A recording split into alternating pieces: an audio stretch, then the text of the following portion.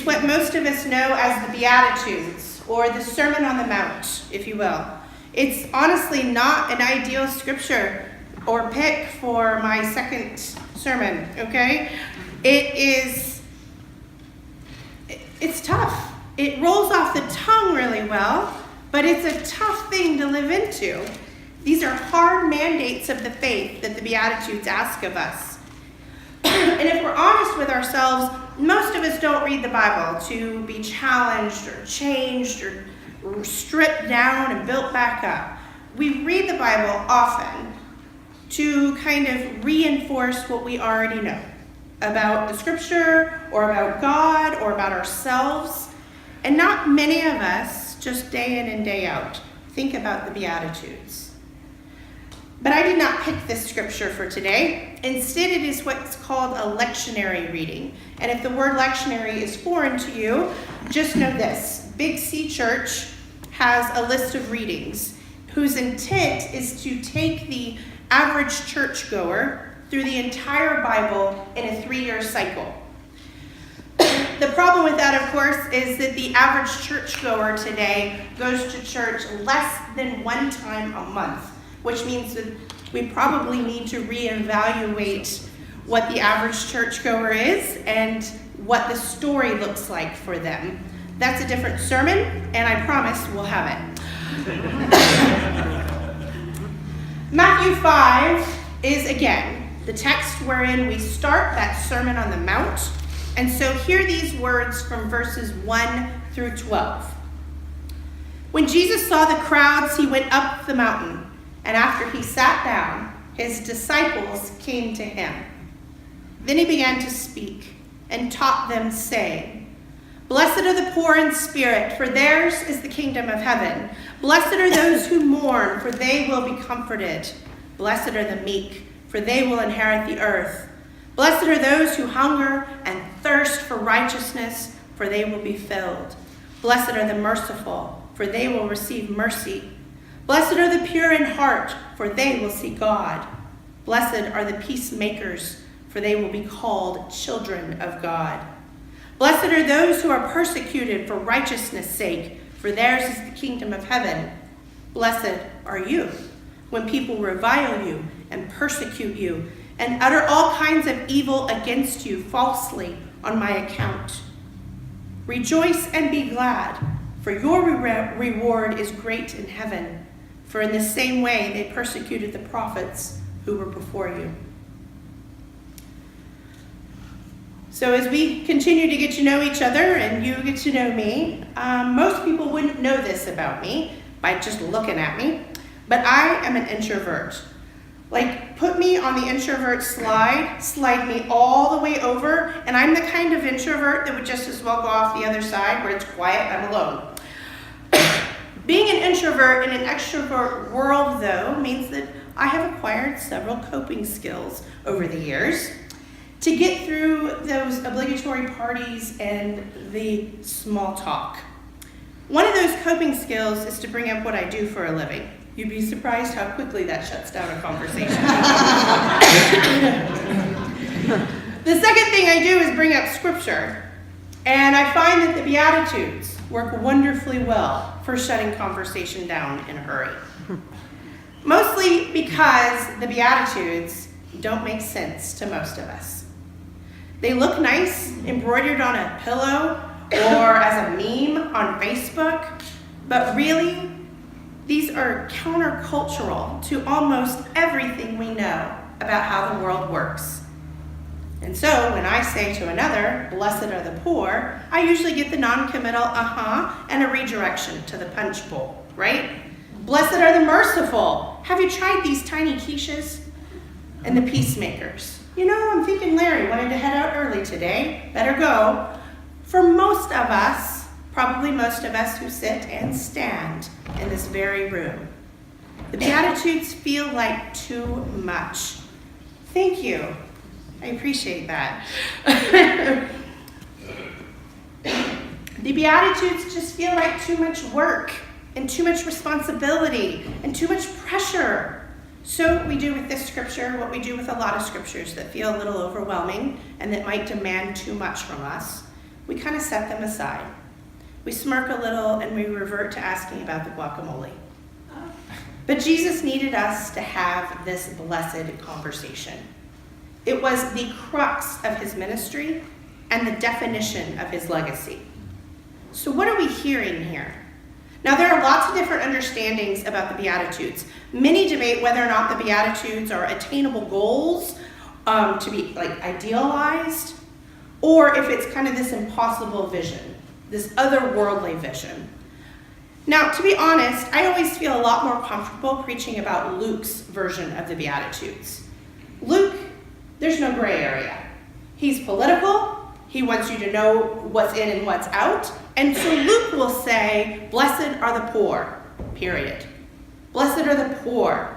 Not blessed are the poor in spirit, like Matthew does, but blessed are the poor. And then Luke goes on to say, and cursed are you if you are rich.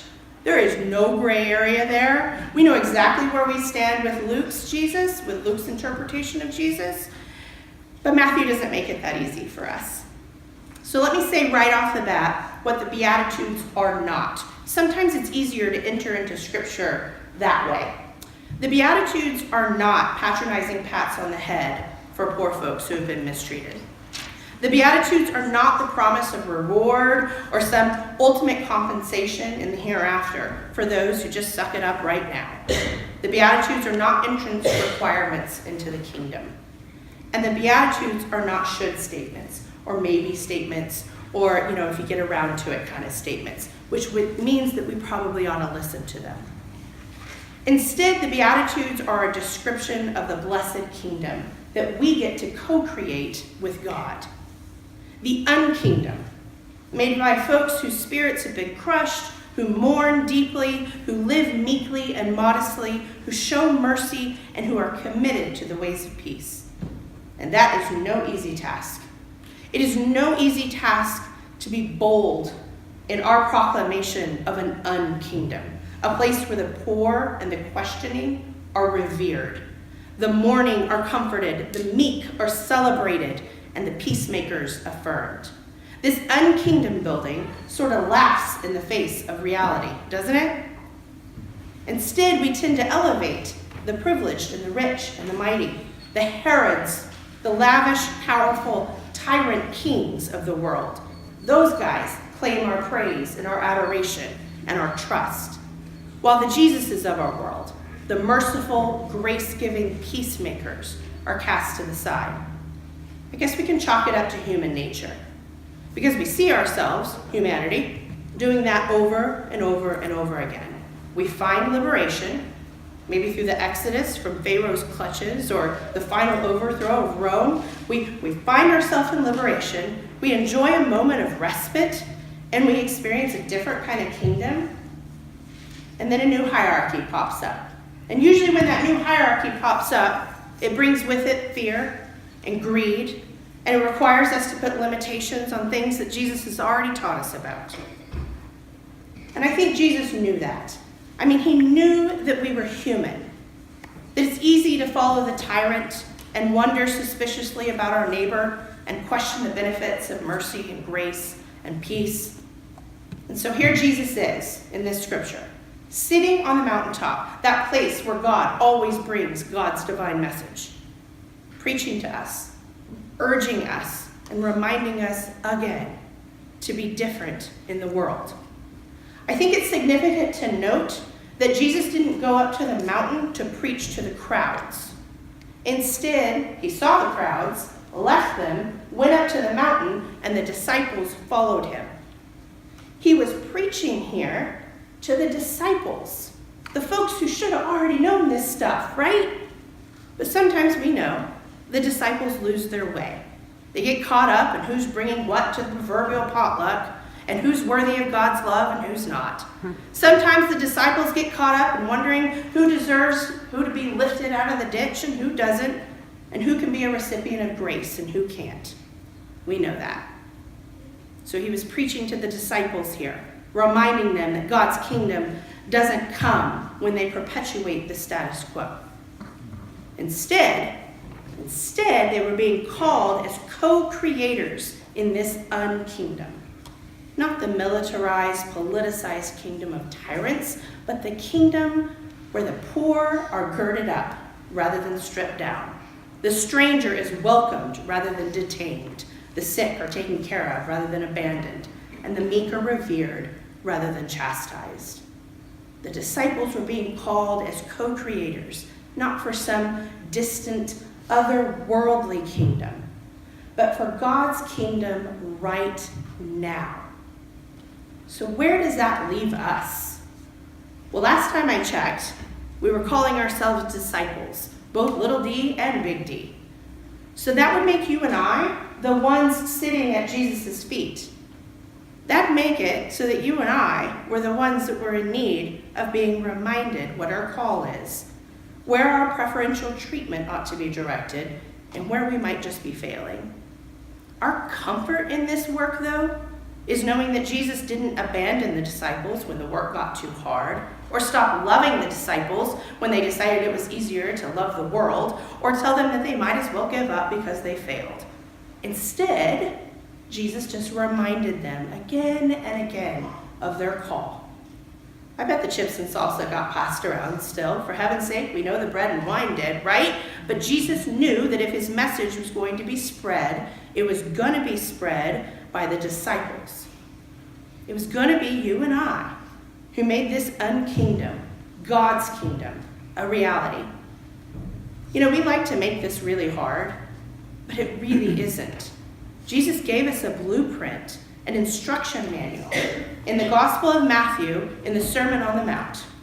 We're going to work our way through this Sermon on the Mount over the next couple of weeks, but if you wanted to read ahead, it's Matthew 5, 6, and 7.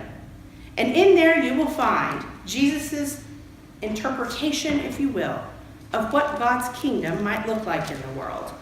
It's pretty clear, and it involves quite a lot of love, a whole lot of grace, and the expectation that we will take care of the other, even when we would rather not. So what are you going to do at Jesus' urging to make God's kingdom a reality today?